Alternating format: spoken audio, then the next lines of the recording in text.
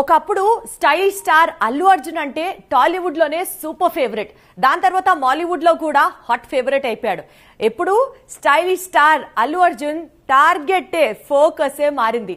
ఇంకా చెప్పాలంటే ఇప్పుడు పాన్ వరల్డ్ గా ఆయన ఫ్యాన్స్ ని పెంచుకునే ప్రయత్నంలో ఉన్నారు. అందుకనే ఎట్లయినా సరే జపాన్ లో తన పాగా పాతేయాలి అని అనుకుంటూ పుష్ప 3తో ఆడియన్స్ ముందుకు వచ్చేస్తున్నాడు. మహేష్ మూవీతో రాజమౌళి ఈసారి హాలీవుడ్ మార్కెట్ ను టార్గెట్ చేస్తున్నాడు.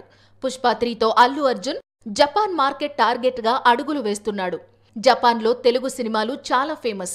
మన స్టార్స్ అంతకంటే ఫేమస్. త్రిబుల్ జపాన్ లో ఏడాదికి పైగా ఆడింది. పైగా అక్కడ 100 కోట్ల క్లబ్ లో చేరిందనే విషయం మీకు ఎంతమందికి గుర్తుంది? సౌత్ సినిమా సైడ్ రజనీకాంత్ తరువాత జపాన్ లో తెలుగు హీరోలకే ఎక్కువ పాపులారిటీ ఉంది. మన ప్రభాస్, మన రామ్ చరణ్, మన తారక్ జపాన్ లో తిరుగులేని ఫ్యాన్ ఫాలోయింగ్ ఉంది. ఇప్పుడు బన్నీ కూడా జపాన్ లో మార్కెట్ కావాలనుకుంటున్నాడు. అందుకోసం పుష్ప 3ని పూర్తిగా జపాన్ నేపథ్యంలోనే ప్లాన్ చేస్తున్నాడు. అందుకు తగ్గ కథను సుకుమార్ ఆల్రెడీ రెడీ చేశాడని టాక్.